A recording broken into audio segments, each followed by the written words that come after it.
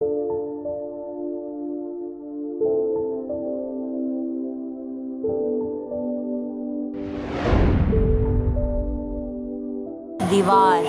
دا وال آف لو، ایک بے مثال عشق کی داستان۔ دانش، کچھ گھنٹوں بعد میں اپنی میٹنگ سے فارغ ہو کر گھر کی طرف روانہ ہوا۔ میں بہت زیادہ تھک چکا تھا، اس لیے تھوڑی دیر آرام کرنا چاہتا تھا، لیکن مجھے حسبان کی بھی فکر ہو رہی تھی۔ وہ اتنا پریشان کبھی نہیں ہوا تھا۔ میں نماز اور کھانے سے فارغ ہو کر ریسٹ کرنے کی نیت سے لیٹ گیا۔ تھکان کی وجہ سے کب آنکھ لگی پتہ ہی نہیں چلا۔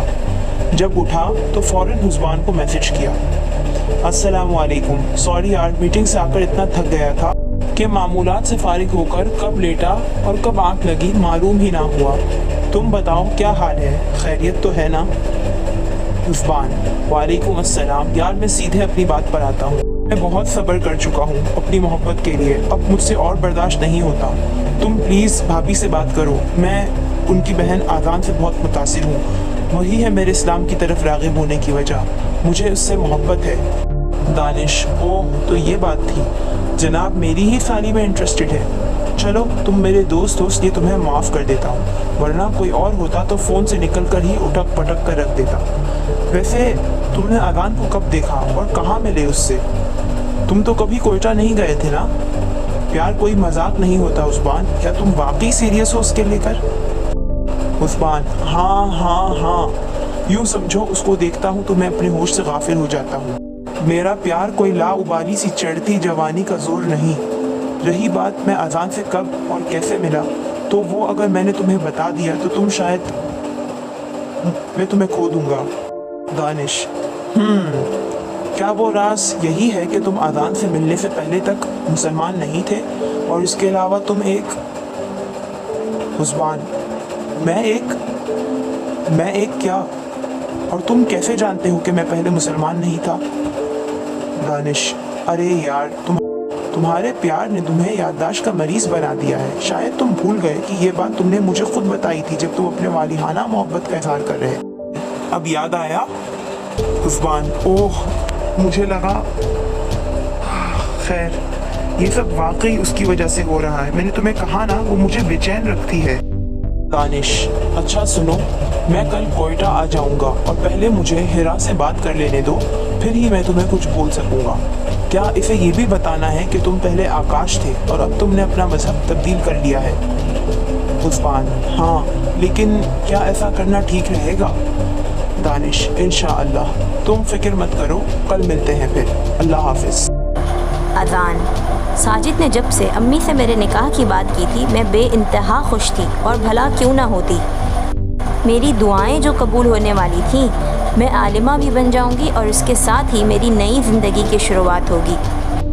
ایک نیا سفر، ایک نئی منزل اور ایک نیا راستہ، اور اس نئے سفر پر چلتے ہوئے مجھے ضرور اللہ کی خوشنودی کو حاصل کرنے کی جستجو کرنی ہوگی۔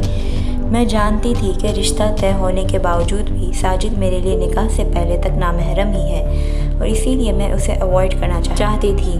ایک بار اگر ہم کسی کے عادی ہو جاتے ہیں، لاکھ جتن کرنے کے باوجود پھر اس سے پیچھا چھڑانا مشکل ہو جاتا ہے۔ کبھی کبھی تو یوں بھی ہوتا ہے کہ ایک عادت چھوڑنے کی خاطر کسی دوسری عادت کا سہارا لینا پڑ جاتا ہے، اور مجھے یہ بات بالکل ناپسند ہے کہ محبت کو عادت بنایا جائے۔ محبت تو انسان کی فطرت ہونی چاہیے، لیکن وہ محبت ویسی ہو کہ جس پر زمین اور آسمان رشک کریں۔ ہمارا دل تو ویسے ہی ہمارے پیار کے حق میں بولتا ہے، وہ بھی بلا معاوضہ، لیکن کمال تو یہ ہے آپ کا ضمیر زندہ رہ کر آپ کے پیار کو پاکیزہ کہلانے کا تمغہ دے۔ میری شادی 6 مہینے بعد تھی، کیونکہ اللہ کا شکر میرا کورس کمپلیٹ ہونے والا تھا۔ ساجد کو میں نے بالآخر آکاش کے بارے میں سب بتا دیا تھا کہ وہ مجھ سے گھر کے باہر ہی امی کا ڈاکٹر بن کر ملا تھا۔ زبردستی مجھ سے باتیں کی، وہ شاید کچھ کہنا چاہ رہا تھا مجھ سے، اور جب میں نے امی اور باجی دونوں سے ڈسکس کیا تو دونوں کو یہی لگا کہ شاید وہ کوئی ملک دشمن ہو جو شاید میرے ذریعے بابا تک پہنچنا چاہتا ہو۔ دانش، السلام علیکم ہیرا، کیسی ہیں آپ؟ اور میری اکلوتی سالی آدھی گھر والی کیسی ہیں؟ آپا اور دانش بھائی فیس ٹائم کر رہے تھے اور میں حسب معمول آپا اور بھائی کے بیچ میں ہڈی بنی ہوئی تھی۔ آپا، وعلیکم السلام، جی بس الحمدللہ، آپ کی دعائیں ہیں، لیجئے اسی سے بات کریں۔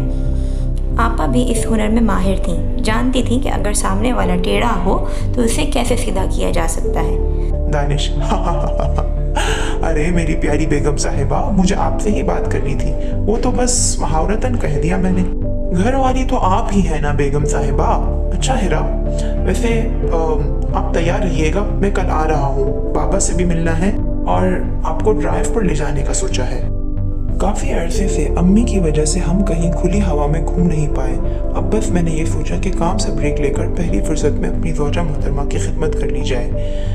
आपा, ओहो अच्छा, आप इतने प्यार से कह रहे हैं तो ठीक है, मैं तैयार हो जाऊंगी। वैसे ये बताएं, इतना मक्खन क्यों लगाया जा रहा है?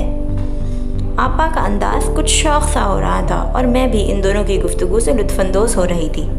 दानिश, मक्खन तो नहीं, हाँ अलबत्ता चूना ज़रूर लगा रहा हूँ मैं आपको। कहते हुए दानिश भाई ने आपा को आंख मारी और आपा शर्माकर नजरें फेरने लगी। मैं दबे होंठों से हंस रही थी। दानिश, हिरा, आदान का रिश्ता तय हो गया है ना? हाँ, मगर आप क्यों पूछ रहे हैं ये? दानिश, क्योंकि मुझे तुम्हें कुछ बताना था। मेरा पुराना दोस्त और बिजनेस पार्टनर हुस्बान, वो पसंद करता है अजान को, और वही आकाश है। इसने अपना मजहब तब्दील कर दिया है और अजान की मोहब्बत ने इसे बिल्कुल बदल दिया है। ट्रस्ट मी, जितना मैं साजिद को नहीं जानता इतना हुस्बान को जानता हूँ, क्योंकि हम काफ़ी अरसे से साथ में हैं और मुझे नहीं लगता ये अजान को कोई भी गलत इरादे से पाना चाहता है। उसकी आंखों में मैंने अजान के लिए वाकई बहुत गहरी मोहब्बत देखी है। किस्त का इख्तिताम हुआ। अस कलम नबीहा नूर।